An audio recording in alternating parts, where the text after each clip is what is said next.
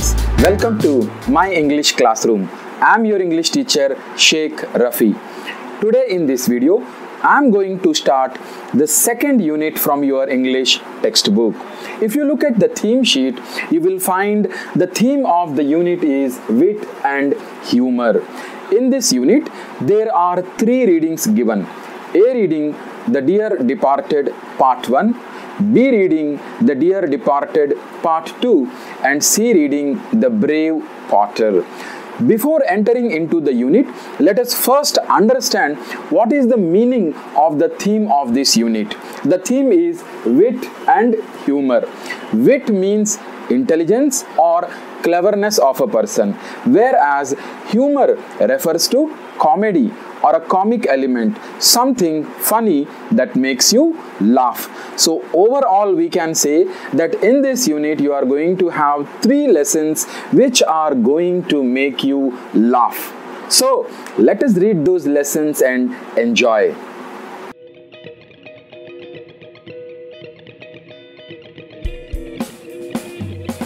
I want all of you to look at page number 36 of your textbook. You are going to find the face sheet of this unit. There they have given a picture. Look at the picture and answer the questions that follow. So you can see there the picture. There is a rat and a cat. The rat is holding a pistol and pointing it towards the cat. The cat is threatened.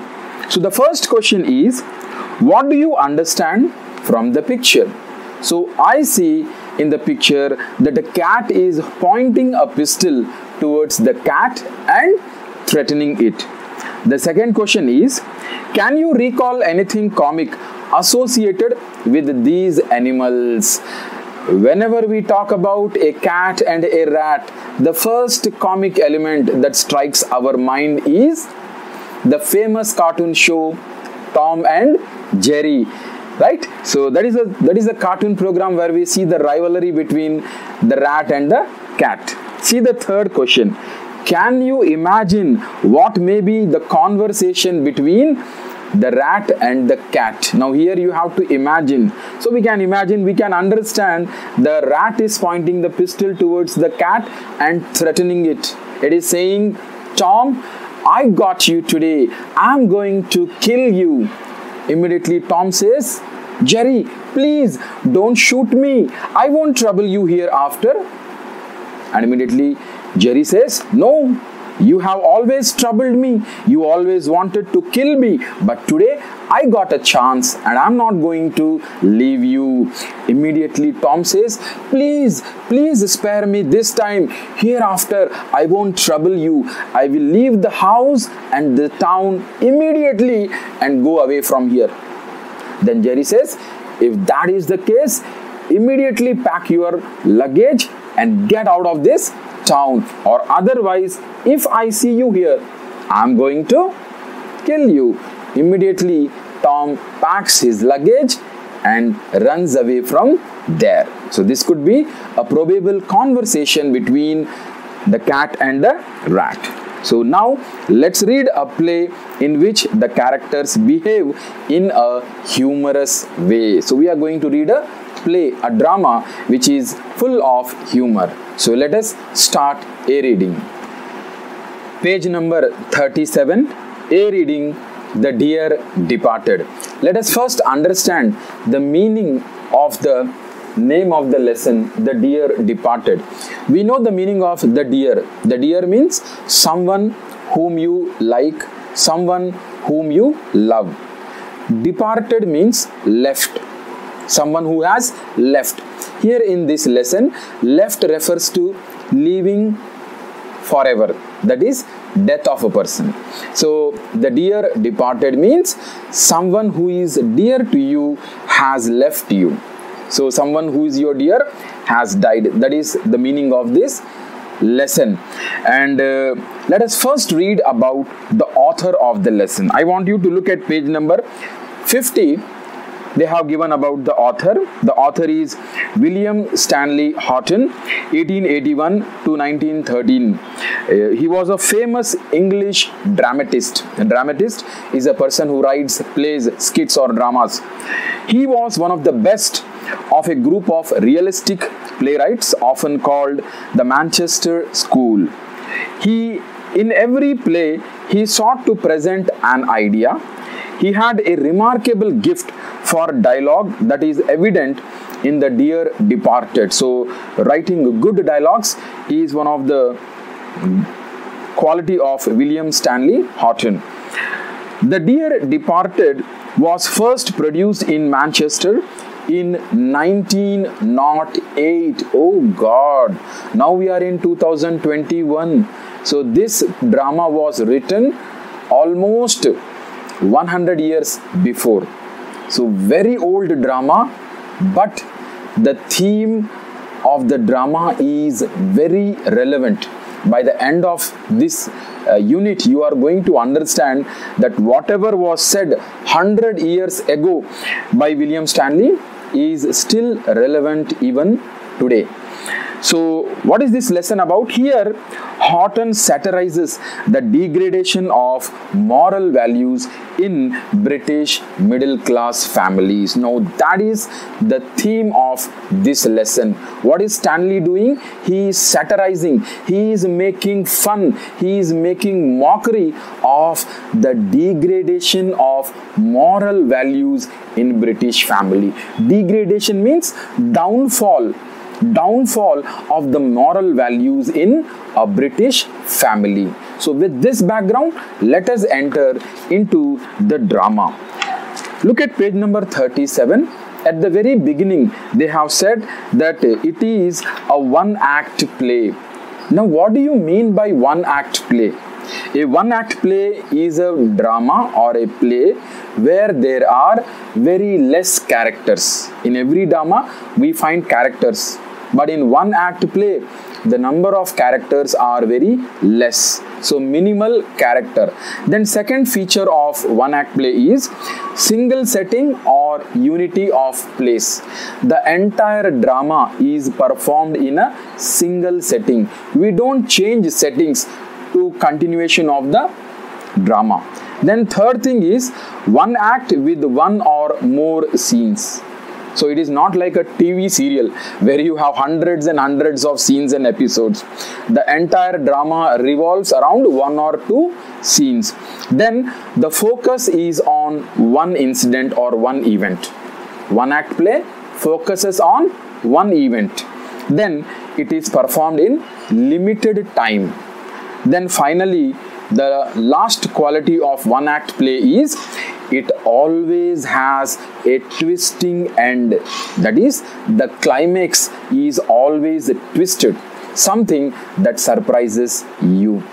So, with this background, let us enter into A reading The Dear Departed 1 and understand how this story is one act play and how it is a humorous story and how the author satirizes on the degradation of moral values in British family.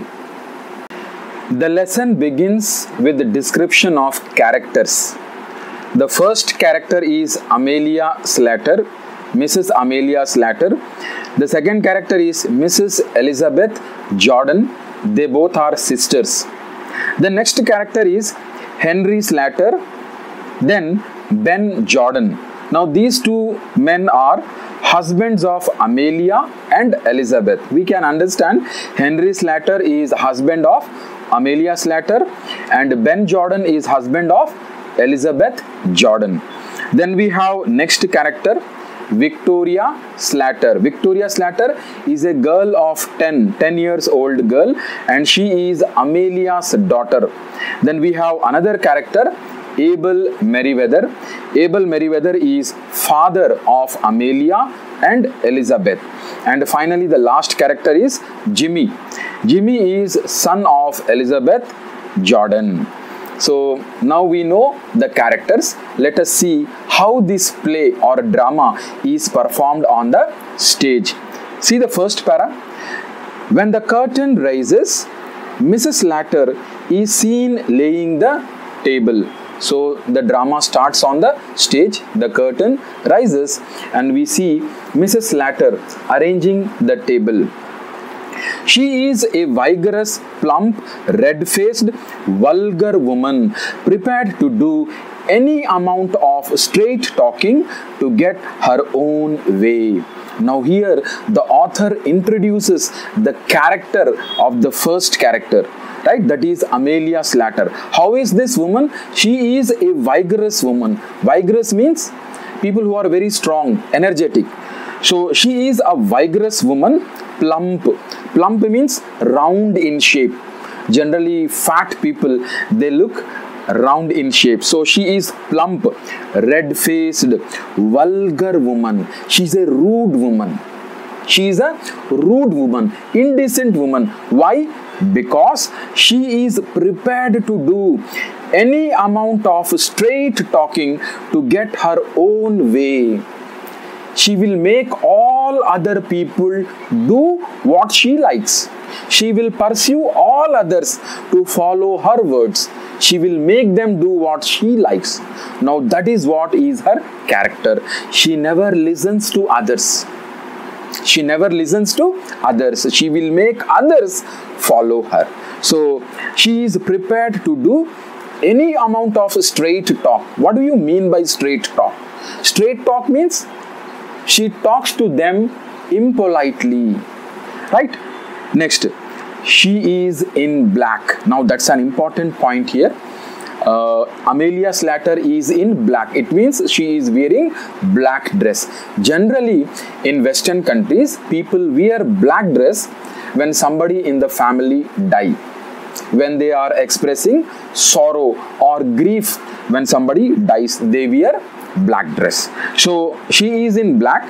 She goes to the window, opens it and calls into the street. She goes to the window, opens the window and she calls out of the window. What she calls? Mrs. Slatter, sharply. Victoria, Victoria, do you hear? Come in, will you? So she is calling Victoria. So Victoria is her girl, little girl who is playing outside. So she goes to the window, shouts from there and calls Victoria inside. So at that time on the stage, Victoria enters. See there, given in the bracket, Victoria, a precocious girl dressed in colors, come in. Now Victoria is a precocious girl. Precocious means very intelligent or talented girl. She is a talented girl. She is dressed in colors. Now again here author mentions about the dress. Victoria is in color dress. She shouldn't be actually, right? Because Amelia is in black dress. If Amelia is in black dress, it means she is in grief. Somebody in the family has died. So even the daughter should be in black dress, but she is in color dress. So she comes in. Mrs. Slatter says, I am amazed at you, Victoria. I really am. Be off now and change your dress before your Aunt Elizabeth and your Uncle Ben come. Now that is the instruction given by Amelia. What she says? Be off now. Be off means stop playing now and change your dress before your Aunt Elizabeth and Uncle Ben come. So we understand that Amelia's sister, that is Elizabeth, and her husband Ben Jordan, they are going to come to their house. We can understand why they are coming. It would never do for them to find you in colors with grandfather lying dead upstairs. Now that is the reason why Elizabeth Jordan and Ben Jordan are coming to their home. Why they are coming? They are coming because their father, that is Amelia and Elizabeth's father. Who is that? Abel Meriwether. Abel Meriwether, that is grandfather of Victoria. He has died, and if those people come, if her uncle and aunt come, if they see Victoria in color dress, they are not going to like it. So that is why Amelia says, change your dress immediately. Now see what is the reply of Victoria. Victoria says, what are they coming for? They haven't been here for ages. Now Victoria is having a doubt. Why are uncle and aunt coming today? They haven't been here for ages. For ages means for a long time they haven't come to our house. Then why suddenly they are coming today? Mrs. Slater replies. She says, they are coming to talk over poor grandpa's affairs. So poor grandpa's affairs, your grandfather has died. So they are coming to talk about all the issues relating to his death. Your father sent them a telegram as soon as we found he was dead. Now that is the reply given by Amelia Slater. As soon as she found that Abel Merriweather had died, they had telegrammed to Ben Jordan about the death. So that is why they are coming. Now that is the scene. A noise is heard. What is the noise? Henry Slater, a stooping, heavy man with drooping moustache, enters. He is wearing a black tailcoat, grey trousers, a black tie, and a bowler's hat. Now here, the third character in the story enters onto the stage. Till now, two people are there. Amelia Slater is on the stage and her daughter Victoria Slater is there. While these two people were talking, the third character enters onto the stage. Who is this third character? Henry Slater. Now his character is defined here. Henry Slater, a stooping, heavy man. Stooping means slightly bent. Generally tall people, they are little bit bent over their shoulders. That is called as stooping. So Henry Slater, a stooping, heavy man. So Amelia is also a heavy woman, and Henry Slater is also a heavy man with drooping moustache. Drooping means hanging downwards, right? His moustaches are hanging downwards. He enters. He is wearing a black tailcoat. Now again, the author mentions the dress of the character here. So Henry Slater is also wearing a black tailcoat. So if he is wearing a black dress, we can understand that he is wearing because his father-in-law has died. And what type of dress he is wearing? He is wearing a black tailcoat. Now what is a tailcoat? Tailcoat is a long coat with its a long back. You can see here in this image. This is tailcoat, and he is wearing grey trousers, black tie, and a bowler hat. Bowler hat is a round hat as it is given in this image. Right? That's a bowler hat. So Henry enters onto the stage. Henry says, I am wondering if they will come at all. Oh, Henry is wondering. Henry has a doubt if they will come at all. They means Elizabeth Jordan and Ben Jordan. So he is having a doubt whether they will come. When you and Elizabeth quarreled, she said she would never set foot in your house again. Now that is the reason why Henry has a doubt, because last time when both the sisters were together, Amelia Slater and Elizabeth Jordan, they fought with each other. And Elizabeth Jordan left the house. She said that she would never set her foot in the house again. So that is why Henry Slater is having a doubt whether they will come or not. Now see what is the reply. Mrs. Slater says she will come. She will come fast enough after her share of what our father has left. Oh, Amelia Slater knows why she will come. She will come fast enough after her share of what our father has left. Father has died. He has left behind property, and she will be coming for her share of property. Now that's another important trait or quality of Elizabeth Jordan's character that is being described by Amelia. So Amelia knows that her sister is not going to come to see her dead father. Why she is coming? She is coming after the share of the property that has been left by father. Now this is what you have to understand here, children. This is the degradation of morals that the author is talking about, right? The people value property and money more than relations. For Elizabeth Jordan, death of father is not an important thing. For her, more important is the property or the share that has been left over by father. Now you have to think, should we value relations more or should we value money or property? Which thing is more important? Of course, human relations are more important. But nowadays, people value money more. Money, property, wealth, richness, these things are given more value than people.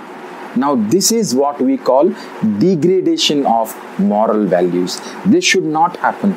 This is a story that was written 100 years ago, and we can find that this story has implications in the present world also. It is relevant to the present world also. Let us continue.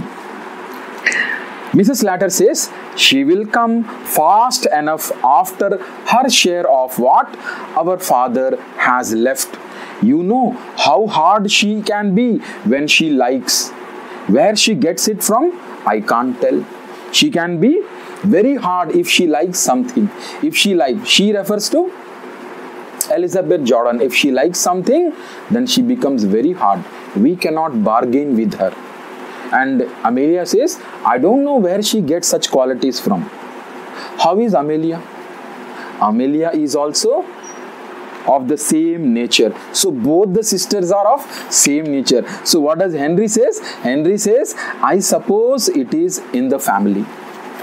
I suppose it is in the family. This quality is in the family. Both of you are like that. Then he says, where are my slippers? Henry is looking out for his slippers. He says, where are my slippers? Mrs. Slater replies, in the kitchen, but you want a new pair. Those old ones are nearly worn out, nearly breaking down. You don't seem to realize what it is costing me to bear up like I am doing. My heart fits to break when I see the little trifles that belong to father lying around and think he will never use them again. Briskly, here, you would better wear these slippers of my father's now. It's lucky he had just got a new pair. Now see, that is a funny thing happening there. Henry is searching for his slippers and Amelia says, forget about those old slippers. They are old, worn out. They have completely been used up. You need new slippers. And she says, you take my father's slippers. He had recently bought them. And she gives him her father's slipper. And what she says? She acts nearly breaking down. Nearly breaking down means almost crying. Almost crying. She's not crying, but she is pretending to cry. So almost crying, she says, you don't seem to realize what it is costing me to bear up like I am doing. You don't understand how I feel when I give my father's slippers to you. She says, my heart fits to break. I feel as if my heart is going to break when I see the little trifles. The little trifles means unimportant things, small things. The small thing, the little trifle here refers to slippers of her father. So when she sees the slippers of her father lying there, she feels as if breaking down. She feels crying by knowing the fact that his father is not going to use these slippers anymore. And that is why she gives it to Henry Slater. Now children, you have to understand here. Generally, when a person dies, what we do with his belongings? all the things that belong to him, generally we pack it up and we get it disposed. But here in this case, the person's, that is grandfather's, Abel Meriwether's dead body is lying there upstairs. The funeral has not been done. Even before that, Amelia Slater takes his slippers and gives it to her husband. Now again, what we call stealing of things. These are all stealing of things. Amelia stole father's slippers. See what is the response of Henry. Henry says, they will be very small for me, my dear. They refers to the slippers. They will be very small for me, my dear. He tells his wife, and see the answer of Mrs. Slater. She says, they will stretch, won't they? The slippers will stretch. If they are tight, if you wear them, they will stretch. I'm not going to have them wasted. Oh, the lady doesn't want the slippers to be wasted. Do you think slippers are going to get wasted? When a person dies, we simply dispose of all his belongings. We should not use a dead man's slippers or shoes. But here, this woman is so cunning, so mean, that she doesn't want even the slippers to be wasted and gives her father's slippers to Henry Slater, her husband. So she says, I'm not going to have wasted them. She has finished laying the table. Henry, I have been thinking about that bureau of my father that is in his bedroom.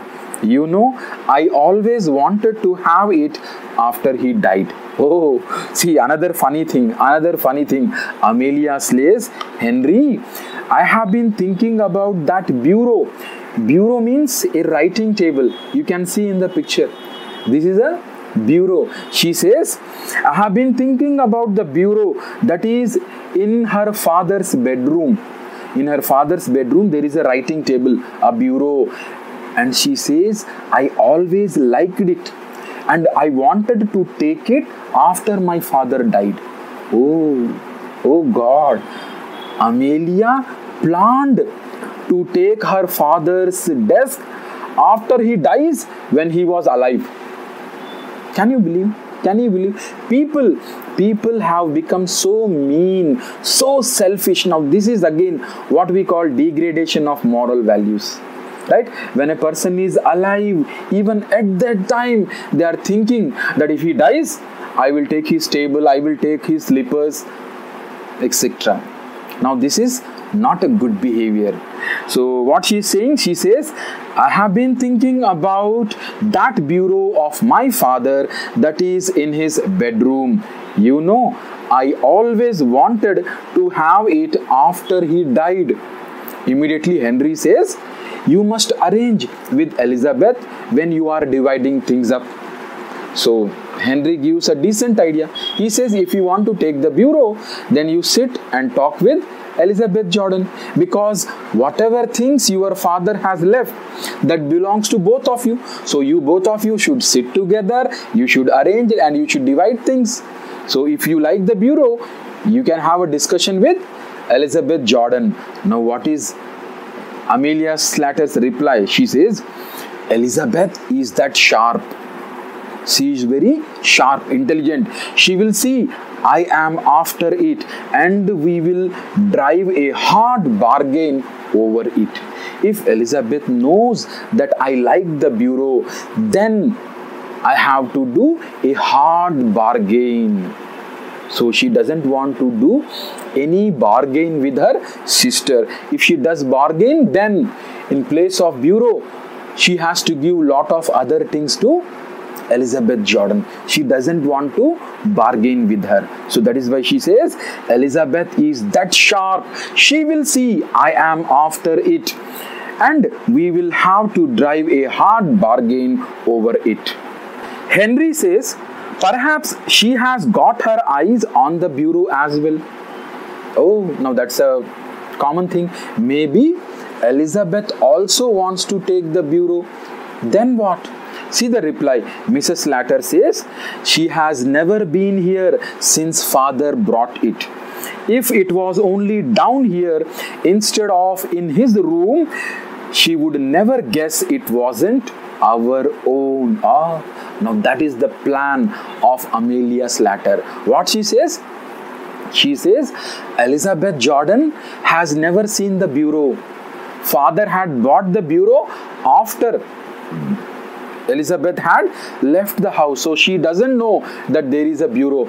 If Elizabeth sees that bureau in Amelia's room, then she will probably think that the bureau belongs to Amelia and she will never bargain for the bureau. But if she sees the bureau in her father's room, then she will bargain. Do you understand? You are getting the point what Amelia will do? Yes, Amelia is planning to shift the bureau from father's room to her room before Elizabeth Jordan comes. So what is the answer? See, Henry startled. Henry is shocked. He is surprised. He says, Amelia. And what is happening here? Amelia wants to steal the bureau and Henry is shocked. He says, Amelia. Mrs. Slatter, she says, Henry, why shouldn't we bring that down here now? We can do it before they come. We can do it before they come. So Henry, stupefied, I wouldn't care to. He says, I don't like that. I don't like that. Mrs. Slatter says, don't look so daft. Why not? Don't look so daft. Why not? Daft means stupid, foolish. Don't look so foolish. Why not? Henry says, it doesn't seem delicate somehow. So it doesn't look proper to bring the bureau from father's room to her room before Elizabeth Jordan comes.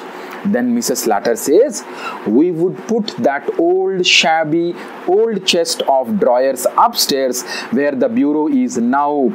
Elizabeth could have that and welcome. I have always wanted to get rid of it.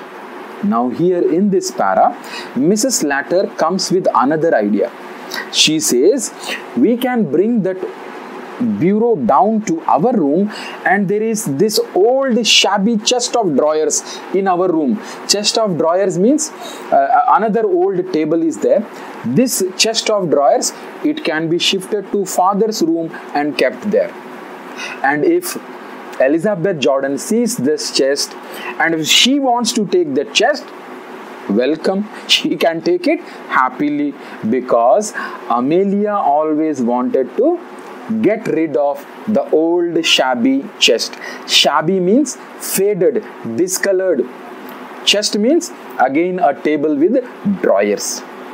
Understand what is she doing? Amelia saw that Henry was not feeling comfortable and so she comes out with another idea that we will bring the bureau down and in place of that bureau we will keep our shabby old chest of drawers there in father's room.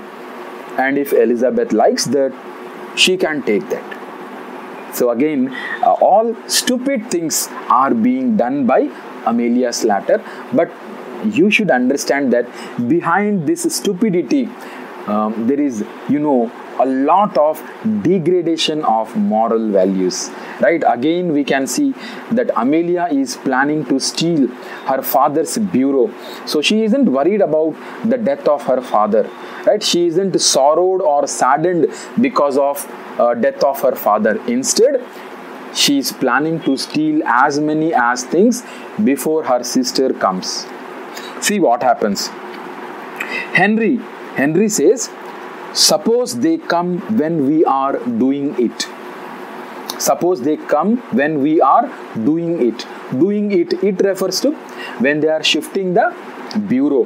Mrs. Slatter says, I will fasten the front door. I will fastening. Fastening means locking or putting the bolt. So Mrs. Slatter says, I will fasten the front door. Get your coat off, Henry. We will change it. She instructs her husband and she gets ready. Mrs. Slater goes out to fasten the front door. Henry takes his coat off and Mrs. Slater reappears. She reappears. Mrs. Slater says, I will run up and move the chairs out of the way. Now Mrs. Slater is saying, I will run up, I will go upstairs and I will remove the chairs in the way so that they can shift the bureau without any disturbance. So she goes upstairs. Meanwhile, what happens? Victoria appears dressed according to her mother's instructions. Now onto the stage again. Victoria comes. Now this time she is dressed according to her mother's instruction. So you can understand here that even Victoria is dressed in black now. Victoria says, what have you got your coat off, father? So she doesn't understand why father has removed the coat, because just now he had worn the coat. So she asks, what have you got your coat off, father?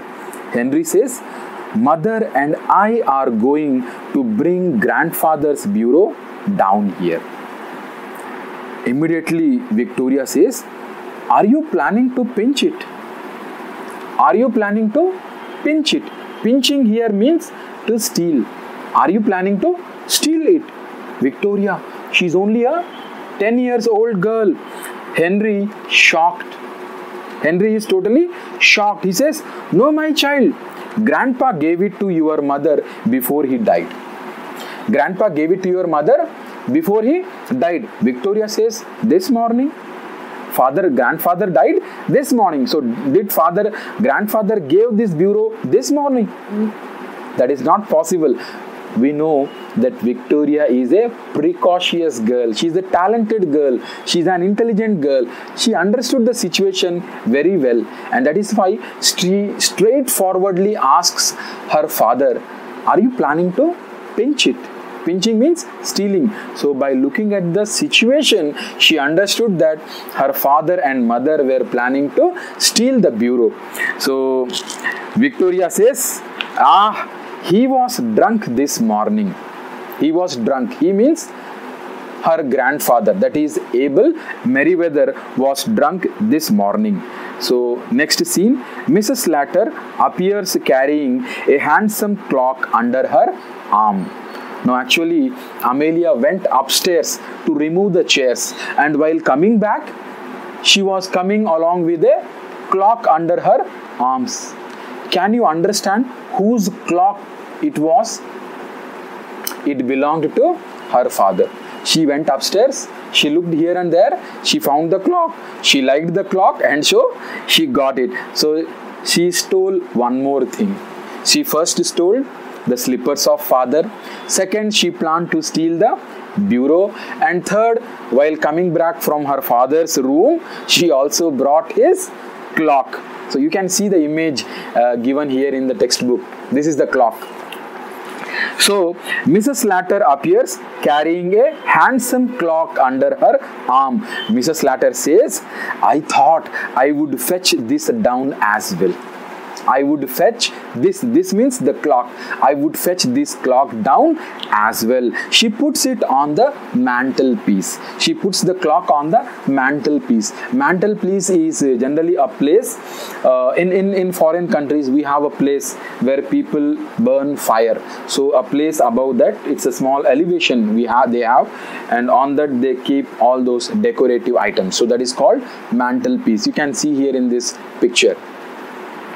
Right.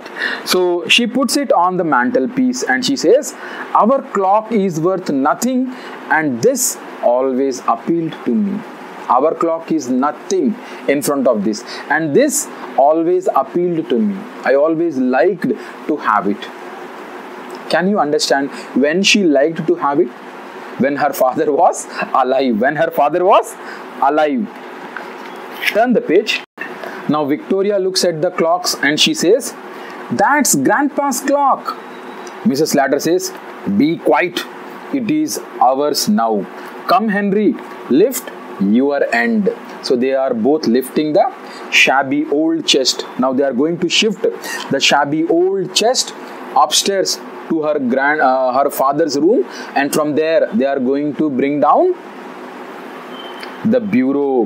Henry and Mrs. Latter, very hot and flushed, they are totally flushed, exhausted, stagger in with a pretty old-fashioned bureau containing a locked desk.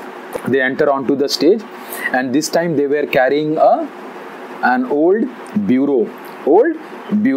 Sorry, it's a new bureau, and they keep it there, and the desk of the bureau is locked. So they have brought the bureau down. They haven't brought the keys. The keys are still there in Abel Merriweather's room. They put it where the chest of drawers was and straighten the ornament. Then there is a knock at the door. The knocking is repeated. Say they have brought the bureau down and kept there. Meanwhile, they hear the knocking at the door. So they were expecting someone to visit. So we can understand that Elizabeth Jordan and her husband has arrived. See what happens there. Victoria ushers in Ben and Mrs. Jordan. Ushers in. Ushers mean welcomes or leads them into the house. The latter is a stout, complacent woman with an irritating air of being always right. Now the two people enters here. The first one is Ben Jordan and the second one is Mrs. Elizabeth Jordan. The latter means the person who comes afterwards. That is Elizabeth Jordan. How is she? She is stout. Stout means fat. She is very fat and short. Complacent woman. Complacent means people who don't bother, who don't think about others. People who always think about themselves. Those people who are unconcerned about others. Those people are called complacent. So she is a complacent woman with an irritating air of being always right. Now this is another quality of Elizabeth Jordan. She always thinks that whatever she says is right. Now see what is there further. Ben is also in a she is wearing an outfit of new mourning. Mourning. Now this is a different word. It's different from morning. M-O-R-N-I-N-G. Morning. The daytime of a period we call as morning. Here the word is mourning. M-O-U-R-N-I-N-G. Mourning refers to grief or sadness or the sorrow that we express when somebody dies. That is called mourning. So she is wearing outfit of new mourning. It means Elizabeth Jordan is also wearing black dress, and it's a new one. Can you understand where she could have got the new one from? Before coming to Amelia's house, actually they went for shopping. They shopped the new dress and they wore it, and now she is at their house. Ben is also in complete new mourning. He is rather a jolly little man. Oh, that is the character of Ben Jordan. What type of man he is? He is rather a jolly man. Jolly means he is always happy. He never is worried about others. So he is also a happy man. But at present trying to adapt himself to the regrettable occasion. At present, how this man is behaving, he is trying to adapt himself. He is trying to change himself to the regrettable occasion, to this sad situation. Right? Right. See there. Mrs. Jordan sails into the room and solemnly goes straight to Mrs. Latter and kisses her. The men shake hands. So both the ladies, they go and they kiss each other. That is the method of greeting in Western countries. Similarly, the men go and shake hand. See what happens. Mrs. Jordan says, "Well, Amelia, and so he has gone at last." He has gone at last. He refers to Abel Merriweather, their father. He has gone at last. Mrs. Latter says, "Yes, he has gone. He was 72 a fortnight last Sunday." Abel Meriwether was 72 years old. Last Sunday, she sniffs back a tear. Amelia Slater, she sniffs back. No, this action is called sniffing back a tear. She was actually crying and she is sniffing back the tear. Ben, chirpily.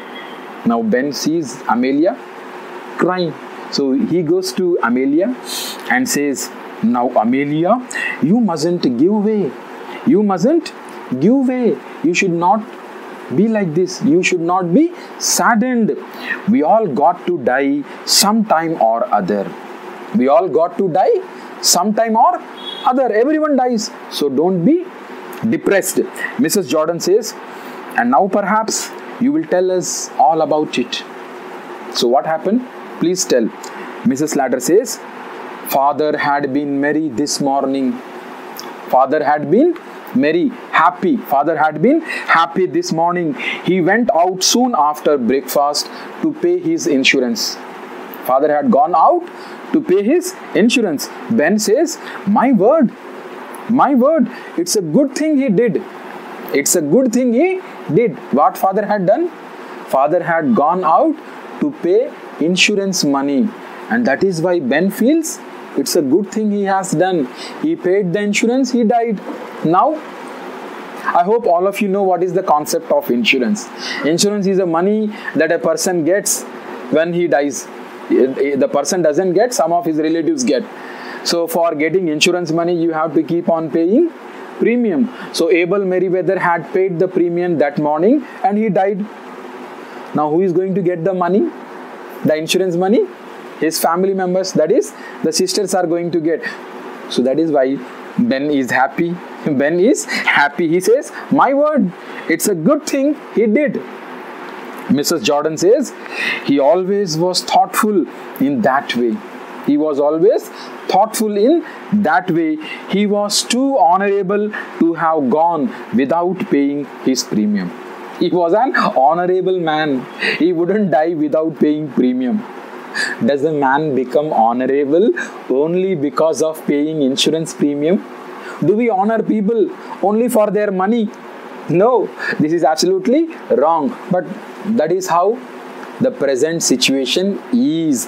That is what we call as degradation of moral values. So she says he was too honorable to have gone without paying his insurance premium. Henry says, and when I came in, I found him undressed, sure enough, and snug in bed. So after paying insurance, he came home and then he undressed himself and snug in the bed. He fell asleep in the bed.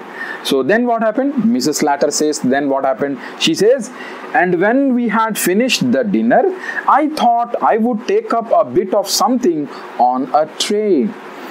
He was lying there for all the world as if he was asleep. So I put the tray down on the bureau, correcting herself on the chest of drawers, and went to waken him. He was quite cold. So after father came, he snug into bed. That night, the entire family had their dinner, and after dinner, they thought that they should take, Amelia thought that she should take something for her father. She took food, went to her father's room. She saw his father was still sleeping, so she kept the food tray on the bureau. Now here, Amelia immediately corrects herself. She says, not on the bureau, on the chest. Why?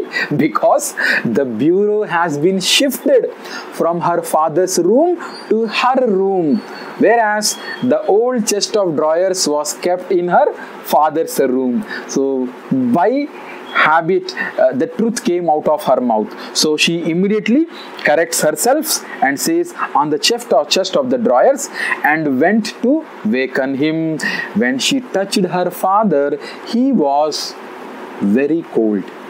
He was very cold. A pause. Pause means a small gap, a stop for a while. They wipe their tears and sniff back tears. Sniff back tears. Who? Amelia Slater and Elizabeth Slatter. So this is what had happened the previous night. Mrs. Slatter, so she told whatever had happened. Then she rises briskly at length in a business-like tone. So Mrs. Slatter stands up and she says, well, will you go up and look at him now, or shall we have a tea? Shall we have a tea? Now she's putting a question to Amelia. Would you like to go and see father, or will you like to have a cup of tea? Can we ask such a question? If somebody comes to your house to see someone who is dead, what they will do? Will they do like to have a cup of tea, or will they prefer to go and see the dead body? People generally go and see the dead body. Now here Mrs. Slatter is asking, Elizabeth, will you go up and look at him now, or shall we have tea? See the answer. Mrs. Jordan, she says, what do you say, Ben? She is asking her husband, what do you say, Ben? Ben says, I am not particular. Let it be anything. We can do anything. I am not particular. Mrs. Jordan surveying the table. She looks at the table that Amelia has laid just before. She looks at the table and she says, well, then if the kettle is ready, we may as well have tea first. We may as well have tea first. Elizabeth Jordan prefers to have tea first rather than going and seeing her father. Now this is another part of the lady's behavior that is revealed here. So we can very clearly understand that both the daughters, that is either Amelia or Elizabeth, they are not at all saddened because of their father's death. It doesn't matter anything to them. They are more worried about their own comforts. Right? See what happens there. Mrs. Slatter puts the kettle on the fire and gets tea ready. She gets tea ready. Henry says, one thing we may as well decide now is the announcement in the papers. So they have to give a notice, an announcement in the newspaper about the death of Abel Merriweather. Mrs. Jordan says, I was thinking of that. What would you put? What would you put? A pause. For a second they stop. And Mrs. Jordan says, well, we will think about it after tea. Oh, even here the tea is more important. She says, we will think about it after tea, and then we will look through his bits of things and make a list of them. There is all the furniture in his room. So Elizabeth Jordan says, before giving it in the newspaper, let us first make the list of the things that their father has left behind, all the furniture, the property, etc. Right? So I hope you are all once again understanding what is happening there. The two ladies, the daughters, haven't gone upstairs to see their father. Instead, they have sat there and now they are discussing about dividing the things that belonged to their father. Henry says, there is no jewelry or valuables of that sort. We have only furniture. We don't have any jewelry of that sort. Mrs. Jordan immediately says, except his gold watch. Make a list, except his gold watch. He promised that to our Jimmy. Now Jimmy is Elizabeth Jordan and Ben Jordan's son. So Elizabeth is telling, make a list except his gold watch, because Abel Merriweather promised to give that gold watch to Jimmy. Mrs. Slatter immediately shocked. Promised your Jimmy? Promised your Jimmy? I never heard of that. I never heard of that. So Mrs. Jordan says, oh, but he did, Amelia, when he was living with us. When he was living with us, he was very fond of Jimmy. He was very fond of Jimmy. Very fond of means he liked Jimmy very much. Mrs. Slatter says, well, I don't know. I don't know. Amelia is not ready to give the golden watch of Abel Merriweather to Elizabeth Jordan. So she is amazed. Ben says, Anyhow, there is his insurance money. We have insurance money also. Have you got the receipt for the premium he paid this morning? So Ben Jordan is asking, have you got the receipt? Whenever we pay insurance premium, we get a receipt. So he is asking, have you got the receipt for the premium he paid this morning? Mrs. Slater says, I have not seen it. I have not seen it. Victoria jumps up from the sofa and comes behind the table. She comes behind the table near her mother, that is Amelia Slater, and Victoria says, Mother, I don't think Grandpa went to pay his insurance this morning. Oh, the little girl has some breaking news for them. She says, I don't think Grandpa went to pay his insurance this morning. Mrs. Slater says, he went out. He went out. Victoria says, yes, he did, but he didn't go into the town. He met old Mr. Tattersall down the street and they went off past St. Philip's Church. Oh, now that is another fact which is being revealed. It seems Abel Merriweather, that is Victoria's grandfather, he didn't go to the town. Actually, he went to meet his friend, Mr. Tattersall. From there, he went to the church. So does it mean that he hasn't gone to the town? If he hasn't gone to the town, it means he hasn't paid the insurance premium. If he hadn't paid the insurance premium, it means these people will not get the insurance money. See what Ben says. Do you think he hasn't paid it? Was it overdue? Overdue means, was it pending? Has the insurance premium not been paid? Mrs. Slater says, I should think it was overdue. Oh, if it was overdue and if you have not paid the premium, then your insurance lapses. It comes to end.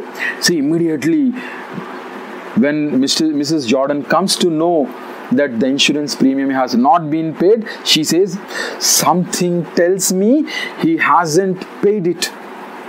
Mrs. Jordan says, something tells me that he hasn't paid it. And Ben says, the drunken old beggar. The drunken old beggar. Oh God, Ben Jordan, he is scolding his father-in-law. He is scolding Abel Merriweather. He calls him the drunken old beggar. Why he calls him? Why he is scolding? Because he hasn't paid the insurance premium. If you remember, just in the last page, he says, my word, it is a good thing he did. It's a good thing he did. So first he said, it's a good thing he did. Father was very honorable man. He wouldn't die without paying his insurance premium. And now when they come to know that he hasn't paid the insurance premium, see his behavior. He is scolding his father-in-law and he calls him a drunken old beggar. Turn the page. Mrs. Jordan says, he has done it on purpose just to annoy us. He has done it on purpose. On purpose means wantedly. So Mrs. Jordan feels father has done it wantedly to annoy us, to make us angry. Mrs. Slater says, after all I have done for him, having to put up with him in the house these 3 years, it's nothing short of swindling.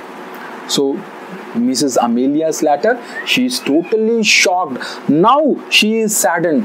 She feels that for past 3 years I have to put up with my father. For past 3 years I was bearing up with my father. Do we bear our parents? Do we look after our parents? Do we love our parents? Or do we bear up with our parents? Bearing parents means tolerating parents. Those people who don't like, they tolerate. We never tolerate our parents. We love our parents. But here Amelia says, for past 3 years, father was with me. I have to put up with him. I have to bear him. I have to tolerate him all these 3 years. And what is the thing I get back? Father has absolutely robbed us. He has swindled us.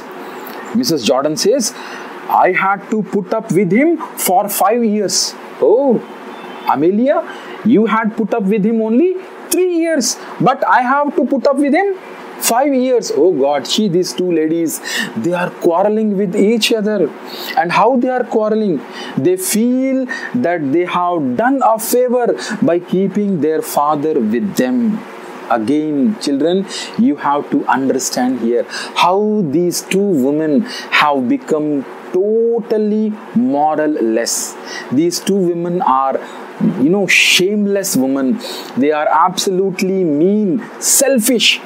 They don't love or they don't like, they don't take care of their father. They simply felt as if their father was a burden to them.